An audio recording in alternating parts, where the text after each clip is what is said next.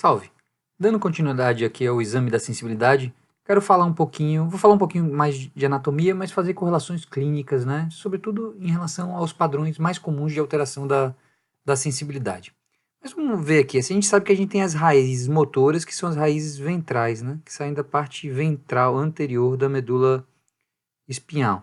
E a gente tem as raízes dorsais, que são as raízes sensitivas, né? Que entram pela parte posterior da medula espinhal. Elas se juntam, né, à raiz ventral para formar os nervos periféricos, né, que vão lá em direção, né, à periferia, à nossa superfície cutânea, as vísceras, enfim, que estão aqui representadas.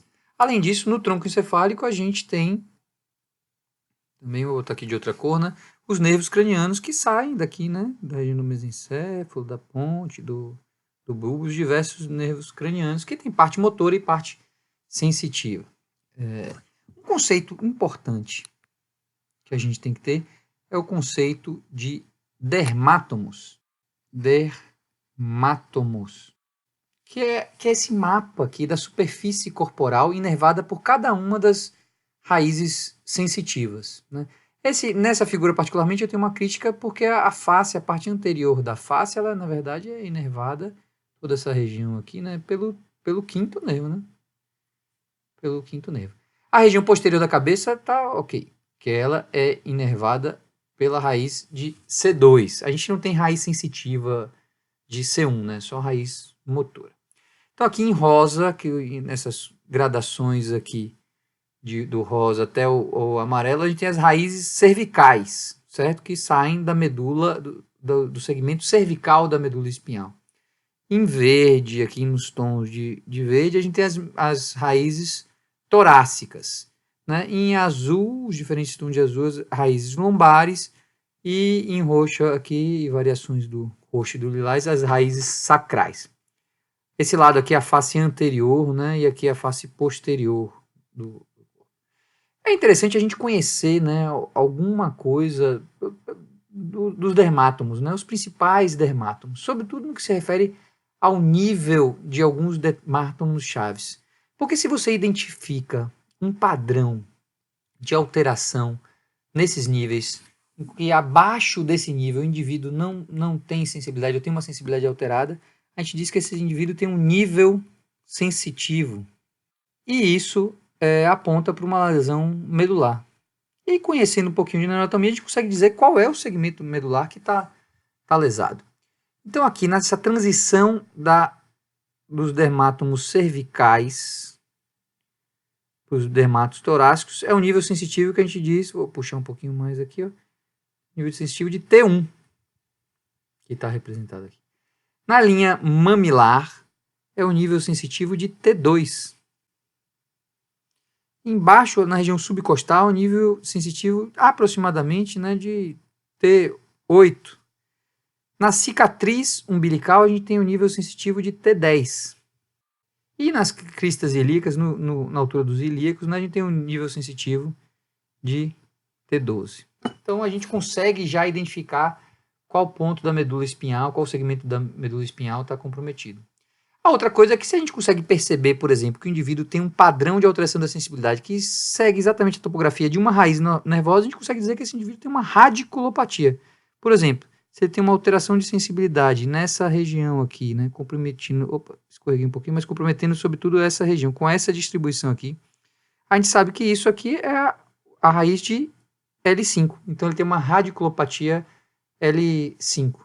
Se ele pega essa parte dessa região aqui mais posterior da coxa, do glúteo, a gente sabe que isso aqui é S1. Então o conhecimento dos dermátomos nos permitem, né, localizar, topografar as alterações sensitivas com bastante precisão, né? E aí nesse conceito ainda assim é interessante que a gente conheça os principais padrões de alteração sensitiva. Vou começar aqui por dois padrões que a gente já descreveu. Então, o padrão aqui, ó, essa da letra B, que é esse aqui, é uma alteração em que o indivíduo tem um comprometimento de raízes nervosas. Em geral vai ser uma raiz nervosa, mas pode ter mais de uma raiz nervosa comprometida. Então, se ele tem aqui só da região de C5, isso é uma radiculopatia C5. A gente sabe que comprometeu a medula espinhal na região cervical ao nível de C5. Na verdade, não a medula espinhal, mas a raiz, né, no nível de C5. Suponhamos que seja essa aqui. Então, pegou a raiz nervosa em C5, se for na região dorsal ou no próprio nervo aqui, como está representado. O outro padrão que a gente já descreveu é o padrão de uma lesão medular, que é esse aqui da letra D. Se o indivíduo tem uma lesão que abaixo do qual ele não sente ou tem uma alteração da sensibilidade, por exemplo, esse indivíduo aqui, abaixo da cicatriz umbilical, ele tem alteração da sensibilidade. Então a gente diz que ele tem um nível sensitivo em T10. Eu sei que ele tem uma lesão transversa aí da medula espinhal, pegando a sensibilidade e possivelmente, né, pegando a parte motora também. Então ele vai ter fraqueza abaixo desse nível da lesão, como está representado aqui. Vamos seguir para um outro padrão. Deixa eu só apagar essas últimas modificações aqui. Que é esse padrão aqui, que é a dita síndrome de Brown-Séquard, que está representada aí pela letra E. O que acontece nessa situação? O indivíduo tem uma lesão de metade da medula espinhal. Toda essa medula aqui foi lesada. O que isso provoca do ponto de vista da sensibilidade? Então ele vai ter uma alteração de dor e temperatura contralateral à lesão. Então se ele vai ter alteração de dor e temperatura aqui, que está representado em azul claro, nesse membro aqui. Porque a informação de dor e temperatura está entrando por aqui, né? E cruza a linha média já no momento da entrada. Então, se ele pega a medula espinhal desse lado, né, do lado direito, ele vai ter uma alteração de dor e temperatura no membro inferior esquerdo, certo? Em relação à propriocepção, só recapitulando, é conduzida por fibras grossas. O que vai acontecer é que a propriocepção ela entra ipsilateralmente, está representado em verde aqui desse lado, mas se a gente fosse fazer do lado de cá, ela entra aqui pelo corno, pela região posterior da medula espinhal e ascende, né? Ele só vai cruzar lá em cima, no bulbo. Ela só cruza lá no bulbo. Então o indivíduo vai ter alteração de propriocepção e palestesia ipsilateral à lesão. Nesse caso, se é uma lesão do lado direito, ele vai ter alteração de propriocepção e palestesia desse lado. E só para complementar, porque o indivíduo com uma lesão medular aqui, ele vai ter comprometimento motor também. Porque a via motora, que é o córtex espinhal, já cruzou lá em cima, na decussação das pirâmides no bulbo, né? E está descendo aqui lateralmente nessa região. Então ele vai ter também fraqueza desse lado da medula espinhal. Então, resumindo, na síndrome de Brown-Séquard, eu tenho alteração da sensibilidade dolorosa e de temperatura contralateral e alteração da propriocepção e palestesia e da motricidade ipsilateral. Certo? Muito bem, essa situação aqui da letra E. Deixa eu só apagar para não ficar tão bagunçado aqui. A gente tira e vamos para uma outra situação. Eu vou ter que apagar tudo isso aqui. Agora vamos pensar uma outra situação, que é esse padrão aqui da letra F. Isso aqui acontece em lesões cervicais centromedulares. Então suponhamos que isso aqui fosse uma lesão, esse é um corte na altura aqui, opa, eu fiz muito alto, deixa eu apagar, da medula cervical. Então assim, nesse nível. Uma lesão que começa na região central da medula espinhal. Então começa aqui e vai crescendo. O que ela pegou? Ela pegou essa fibra de dor e temperatura que está vindo do lado esquerdo, né, e cruzando a linha média. Então ela pega o que está no segmento cervical, o que está entrando aqui pela linha média.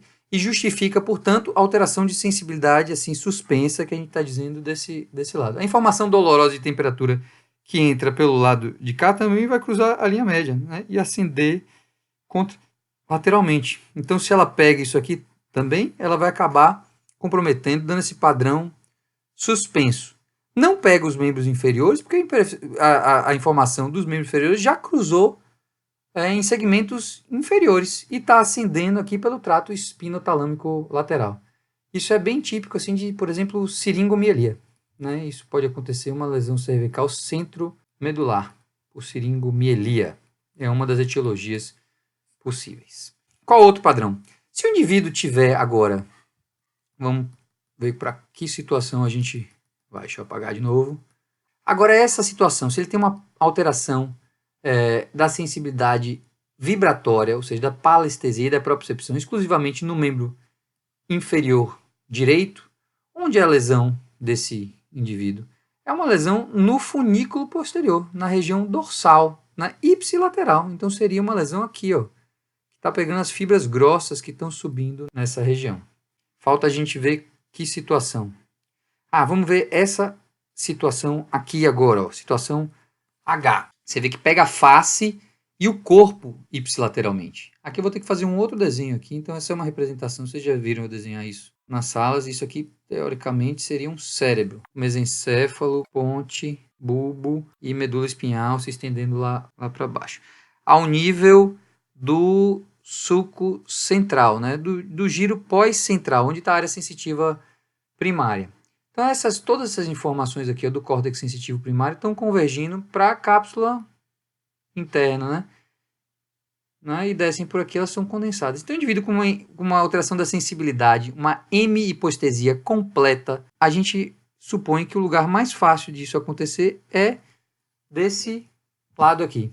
Na verdade, com esse padrão aqui, seria o indivíduo com uma lesão na cápsula interna do lado direito, teria uma hemihipoestesia esquerda, né? No caso desse paciente, ele teria provavelmente uma lesão aqui, ó, do lado esquerdo, e ele com uma hemihipoestesia direita. Pode ser uma lesão cortical? Também pode ser, mas para ser uma lesão cortical, tinha que ser uma lesão cortical bem extensa, né? Que pegasse toda a área sensitiva primária, para dar uma representação no corpo como um todo. Se pegar só a área mais do rosto e da face, por exemplo, ele pode ter uma hipoestesia na face e no membro superior direito.